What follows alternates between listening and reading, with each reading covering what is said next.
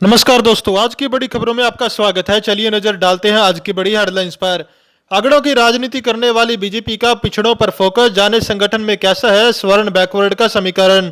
इसके बाद हम जानेंगे, कांग्रेस ने ट्वीट में लिखा, कांग्रेस कार्य समिति बीजेपी ने उड़ाई खिल्ली, कहा कायर ही है ये लोग। इसके बाद हम जानेंगे, भारत के इतिहास में पहली बार पेट्रोल से महंगा हुआ डीजल, दिल्ली में बना ये रिकॉर्ड, जाने कितनी कीमत हुई। इसके अलावा दिल्ली में Amit Shah model versus Kejriwal model, Sisodia बोले लोग बहुत दुखी हैं। अगली बड़ी खबर में हम जानेंगे, आईपीएल के खिलाफ पाकिस्तान, पीसीबी ने कहा 1 साल एशिया कप होकर रहेगा, आईपीएल के लिए इसे नहीं टाला जा सकता। आज की पहली बड़ी खबर में पेश है चीनी बीमारी का बिल्कुल ताजा अपडेट पूरे देश भर से। देश में कोरोना संक्रमितों की संख्या 4,56,552 हो गई। इसी बीच देश में 500 से ज्यादा मौतें वाले राज्यों में गुजरात में मौतों की दर सबसे ज्यादा 6.02% है। महाराष्ट्र में मरने वालों की संख्या गुजरात से 6 गुनी है, लेकिन यह दूसरे नंबर पर है। यह मौतों की दर 4.70% है। उधर मंगलवार को 15,600 नए मरीज बढ़े और 10,000 से ज्यादा ठीक भी हो गए। दिल्ली में एक दिन में सबसे ज्यादा 3,947 लोगों की रिपोर्ट पॉजिटिव आई। राजधानी में अब तक 66,000 से ज्यादा लोग संक्रमित मिल चुके हैं। महाराष्ट्र में 3,214 नए मरीज सामने आए। यहां 248 लोगों की जान गई। देश में कोरोना का रिकवरी रेट भी 6% से बढ़कर 56.38% हो गया है। दोस्तों, ये आंकड़े covid19india.org के मुताबिक हैं। चलिए बढ़ते हैं अगली बड़ी खबर की ओर। अगड़ों की राजनीति करने वाली बीजेपी का अब पिछड़ों पर फोकस, जाने संगठन में कैसा है स्वर्ण बैकवर्ड का समीकरण। अब तक स्वर्णों की राजनीति करने वाली बीजेपी अपनी राजनीतिक ट्रेंड बदल रही है। बीजेपी पिछड़ा, अति पिछड़ा और दलित वोट बैंक पर फोकस कर रही है। पिछले चुनाव से लेकर अब तक देखा जाए तो पिछड़ा, अति पिछड़ा और दलितों पर बीजेपी ने दांव खेला है। हालांकि बीजेपी इस बैकवर्ड पॉलिटिक्स से इनकार कर रही है, लेकिन आरजेडी कहती है कि बीजेपी के पास कोई बैकवर्ड नहीं टिक सकता। दरअसल 2015 विधानसभा के चुनाव से लेकर लोकसभा और संगठन विस्तार को देखा जाए तो बीजेपी ने बैकवर्ड कार्ड खूब खेला है। 2015 विधानसभा चुनाव में 152 उम्मीदवारों को टिकट देने से पहले जातियों की गणित और केमिस्ट्री खूब बनाई गई थी। 152 में से सबसे ज्यादा 65 सीटें पिछड़ी और अति पिछड़ी जातियों को दी गई थी। जातिगत समीकरण की बात करें तो 2019 के लोकसभा चुनाव में भाजपा ने 17 में से 9 अगड़ी जाति तो बाकी पिछड़ी और अति पिछड़ी जाति के उम्मीदवारों को मैदान में उतारा था। फिर भी बीजेपी के नेता इस बात को नहीं स्वीकारते हैं। बीजेपी के नेता का कहना है कि पार्टी सबको लेकर साथ चलती है। चलिए जानते हैं अगली बड़ी खबर में क्या है। कांग्रेस पर बीजेपी का बड़ा पलटवार, भारत की 78,000 वर्ग किलोमीटर जमीन दुश्मनों को दे दी। भारत चीन सीमा विवाद के बीच बीजेपी ने चीन पर बड़ा आरोप लगाया है। बीजेपी ने कहा कि कांग्रेस की सरकार के समय पाकिस्तान और चीन ने 78,000 वर्ग किलोमीटर की जमीन पर कब्जा कर लिया था और कांग्रेस सरकार ने कुछ नहीं किया। साथ ही बीजेपी प्रवक्ता संबित पात्रा ने यह भी कहा कि 2013 में कांग्रेस सरकार ने बॉर्डर पर सड़क नहीं बनाने की बात कही थी। इस पर भी बीजेपी ने कांग्रेस पर निशाना साधा था। बीजेपी प्रवक्ता संबित पात्रा ने कहा, राहुल गांधी और सोनिया गांधी ने देश भर में भ्रम की राजनीति, भ्रम जाल फैलाया है। उन्हें जवाब देना चाहिए कि उन्होंने चीन और पाकिस्तान को 78,000 वर्ग किलोमीटर जमीन क्यों दे दी। यह जमीन 2 राज्यों के बराबर होती है। हरियाणा जैसे 2 राज्य इतनी जमीन में आ जाते हैं। इसमें से चीन को 43,000 वर्ग किलोमीटर जमीन दी गई। बीजेपी ने कांग्रेस से पूछा, अपनी सीमा पर डेवलपमेंट क्यों नहीं किया। 2013 में कांग्रेस सरकार में रक्षा मंत्री ए.के. एंटनी ने सीमा पर सड़क नहीं बनाने की बात कही थी। इस पर बीजेपी प्रवक्ता संबित पात्रा ने कांग्रेस से पूछा, आपने सीमा पर डेवलपमेंट क्यों नहीं किया। दोस्तों, अगली बड़ी खबर में क्या है ये जानते हैं। कांग्रेस ने ट्वीट में लिखा, कांग्रेस कार्य समिति बीजेपी ने उड़ाई खिल्ली, कहा कायर ही है ये लोग। कांग्रेस पर सियासी हमले के लिए घात में बैठी बीजेपी को उस वक्त मौका मिल गया जब कांग्रेस कार्य समिति की बैठक हुई। बैठक के बाद कांग्रेस ने लिए गए फैसले के बारे में प्रेस रिलीज को ट्विटर कर पोस्ट किया। कांग्रेस के ट्वीट की गलती से बीजेपी गदगद। मंगलवार को कांग्रेस कार्य समिति की हुई बैठक की एक गलती ने बीजेपी को हमला करने का मौका दे दिया। उसने कांग्रेस के ट्विटर हैंडल में ट्वीट में एक गलती को मुद्दा बनाते हुए निशाना साधा। बीजेपी ने कांग्रेस की गलती के स्क्रीनशॉट को ट्वीट करते हुए लिखा, एक ऐसा वक्त भी आता है जब कांग्रेस पार्टी सच बोलती है। इसमें कोई शक नहीं कि ये लोग डरपोक हैं। चलिए बढ़ते हैं अगली बड़ी खबर की ओर। क्या बीजेपी एमएलए ने ज्योतिरादित्य सिंधिया से लिया 3 साल पुराने अपमान का बदला।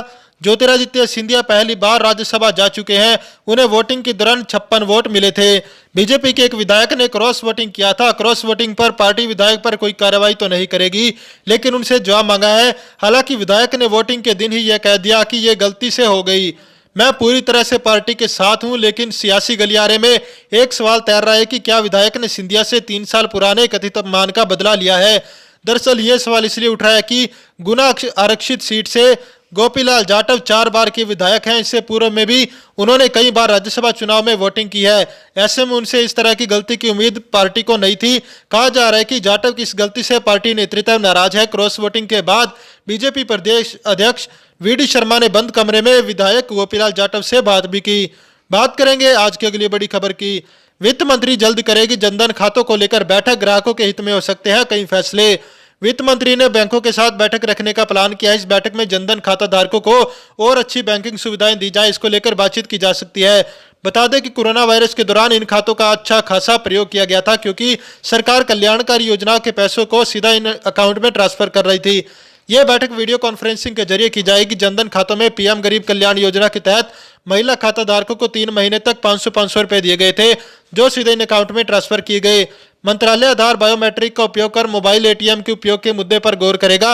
मोबाइल एटीएम से जुड़े कुछ ऐसे मामले सामने आए हैं जिनमें तैनात किए गए मोबाइल एटीएम इंटरऑपरेबल नहीं थे, यानी अन्य बैंकों के ग्राहकों द्वारा वे एटीएम उपयोग नहीं किए जा सकते थे।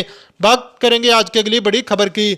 दिल्ली में Amit Shah model versus Kejriwal model, Sisodia बोले लोग बहुत दुखी हैं।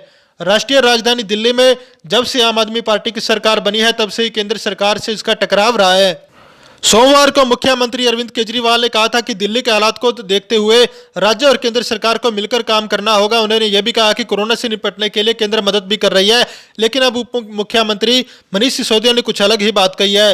सिसोदिया ने कहा कि दिल्ली में कोरोना से इलाज के 2 मॉडल है, केजरीवाल का और दूसरा अमित शाह का। हमें ऐसा मॉडल चाहिए जिसमें लोगों का परेशानी ना हो। उप मुख्यमंत्री ने कहा कि अमित शाह वाले मॉडल में कोरोना मरीज को क्वारंटीन सेंटर में जाना होगा, वहीं उसकी जांच होगी। लेकिन केजरीवाल के मॉडल में दिल्ली सरकार की मेडिकल टीम घर जाकर कोरोना मरीज की जांच करेगी। उन्होंने आगे कहा कि हमें ऐसा मॉडल चाहिए जिससे लोगों को कम परेशानी हो। चलिए जानते हैं अगली बड़ी खबर में क्या है। नेपाल के गांव पर भी चीन ने कर लिया है कब्जा, पीएम ओली पर उठे सवाल। भारत से सीमा विवाद में उलझे हुए नेपाल को लेकर एक अहम खुलासा हुआ है। नेपाली अखबार ने खुलासा किया कि चीन ने भी तिब्बत सीमा पर स्थित एक नेपाली गांव पर धौंस दिखाकर कब्जा कर लिया। इस गांव पर 60 सालों से चीन का कब्जा है और नेपाल की सरकार भी इसका विरोध करने से डरती रही है। अखबार में प्रधानमंत्री केपी ओली पर भी सवाल खड़े किए गए हैं कि चीन से गांव लेने में वे भारत से जारी सीमा विवाद जैसी तत्परता नहीं दिखा रहा। चीन ने नेपाल के रुईगुवान नाम के इस गांव को तिब्बत स्वायत्त क्षेत्र का हिस्सा बताता है। हालांकि नेपाल के अखबार अन्नपूर्णा पोस्ट का दावा है कि यह गांव नेपाल का है और चीन ने इस पर गैर कानूनी तरीके से कब्जा जमाया हुआ है। खबर के मुताबिक इस गांव में 72 परिवार रहते हैं। नेपाल सरकार के आधिकारिक नक्शे में भी यह गांव नेपाल की सीमा के भीतर ही दिखाया गया है, लेकिन यहां से चीन ने नेपाल प्रशासन को भगा दिया है और इसे अपने अधिकार क्षेत्र में ले लिया है। चलिए जानते हैं अगली बड़ी खबर में क्या है। कोरोना की कोरोनिल दवा को कैसे मिलेगी मंजूरी, आयुष मंत्रालय ने बाबा रामदेव से क्या जवाब मांगा। योग गुरु बाबा रामदेव ने मंगलवार को कोरोना के इलाज के दावे के साथ कोरोनिल नाम की आयुर्वेदिक दवा लॉन्च की है। यह दवा लॉन्च होते ही भारत सरकार के अंतर्गत आने वाले आयुष मंत्रालय हरकत में आ गया। मंत्रालय ने पतंजलि से जवाब मांगा और जांच पूरी होने तक विज्ञापन पर रोक लगा दी। इसके कुछ देर बाद पतंजलि ने आयुष मंत्रालय को उनके सभी सवालों के जवाब भेज दिए। केंद्रीय आयुष मंत्री श्रीपद नाइक ने कहा, बाबा रामदेव को अपनी दवाई की घोषणा मंत्रालय से अनुमति लिए बिना मीडिया में नहीं करनी चाहिए थी। आयुष मंत्री ने कहा कि इस मामले में बाबा रामदेव ने जवाब भेज दिया है। पहले हम रिपोर्ट देखेंगे और इसके बाद ही दवा को अनुमति दी जाएगी। आयुष मंत्रालय के मुताबिक कोरोना की ये आयुर्वेदिक दवा बनाने वाली company drugs and magic remedies अधिनियम 1954 के प्रावधानों के तहत जांच परखने के बाद ही दवा का विज्ञापन कर सकती है। केंद्र सरकार ने 21 अप्रैल 2020 को एक अधिसूचना जारी कर बताया था कि आयुष मंत्रालय की निगरानी में किस तरह से दवाओं पर रिसर्च किया जा सकता है। अगली बड़ी खबर, कौन है चीनी सेना के वेस्टर्न थिएटर का बॉस जनरल झाओ, जो बना भारत का विलेन। 1.5 हफ्ते पहले भारत चीन सेना के बीच हुए संघर्ष में 20 जवानों के शहीद होने के बाद हाल में अमेरिकी इंटेलिजेंस ने कहा कि भारतीय जवानों पर हमले के पीछे चीन का एक क्रूर जनरल था। यह जनरल पहले भी भारत के लिए मुसीबतें खड़े करता आ रहा है, लेकिन इसी जनरल की वजह से हर बार चीन को शर्मिंदगी झेलनी पड़ी है। जनरल झाओ जोंग की कैसे भारत के खिलाफ नाकाम साबित हो रही हैं। कौन है विवादों में घिरे जनरल झाओ जोंग की। सिचुआन, तिब्बत, गांसू, निंगिया, किंगहाई, झिंजियांग और चोंगकिंग इलाकों पर चीन की पीपुल्स लिबरेशन आर्मी का जो नियंत्रण दस्ता है उसे वेस्टर्न थिएटर कमांड कहते हैं और 2016 से इसके बॉस हैं जनरल झाओ। सेना में तिब्बत के इलाकों का करीब 20 साल का अनुभव रखने वाले झाओ बेहद महत्वाकांक्षी रहे और पीएलए में काफी प्रमोशन हासिल किए। चीन की कम्युनिस्ट पार्टी के लिए सैन्य फैसले लेने वाली सर्वोच्च संस्था सेंट्रल मिलिट्री कमीशन में शामिल जनरल झाओ के बारे में खबरें कहती है कि 1979 में वियतनाम युद्ध के दौरान भीषण हमले से बचकर वे भाग निकले थे। साल 2016 में झाओ ने भारत यात्रा की थी और 2017 में डोकलाम विवाद हुआ था। चलिए जानते हैं अगली बड़ी खबर में क्या है। चीन ने कहा द्विपक्षीय मुद्दों को सही तरह से निपटाएंगे, 40 सैनिकों की मौत को बताया अफवाह। चीन के विदेश मंत्री वांग यी ने कहा कि भारत, रूस और चीन को अपने रिश्तों के समग्र हितों की रक्षा के लिए द्विपक्षीय संबंधों के संवेदनशील मुद्दे को सही तरीके से संभालना चाहिए और ठीक तरीके से इससे निपटना चाहिए। चीन ने भारत के साथ जारी द्विपक्षीय मुद्दों को भी सही तरीके से निपटाए जाने पर प्रतिबद्धता जाहिर की। गलवान घाटी में 15 जून को भारत और चीन के सैनिकों के बीच हिंसक झड़प के बाद रूस, भारत और चीन के विदेश मंत्रियों की बैठक में वांग की ये टिप्पणी चीन के नरम पड़ते रुख की तरफ इशारा करती है। चीन के विदेश मंत्री ने वास्तविक नियंत्रण रेखा पर भारत और चीन के बीच मौजूदा सैन्य तनाव का सीधे सीधे उल्लेख किए बगैर कहा कि तीनों देशों को आपसी रिश्तों के समग्र हितों की रक्षा के लिए द्विपक्षीय संबंधों में संवेदनशील मुद्दों को ठीक तरीके से संभालना और उससे उचित तरीके से निपटना चाहिए। भारतीय विदेश मंत्री एस जयशंकर और रूस के विदेश मंत्री सरगेई लावरोव की भी वीडियो कॉन्फ्रेंसिंग के जरिए हुई बैठक में उपस्थित थे। उन्होंने रक्षा और सुरक्षा सहयोग के स्तर को बढ़ाने के लिए RIC के रक्षा मंत्रियों की पहली बैठक आयोजित करने के रूस के प्रस्ताव का समर्थन किया। दोस्तों, इस वीडियो को लेकर आपका क्या कहना है हमें कमेंट करके जरूर बताएं। वीडियो को लाइक करें और चैनल को सब्सक्राइब करके बेल आइकन के बटन को दबाएं। साथ ही साथ दोस्तों के साथ वीडियो को ज्यादा से ज्यादा शेयर करें। जय हिंद, जय भारत।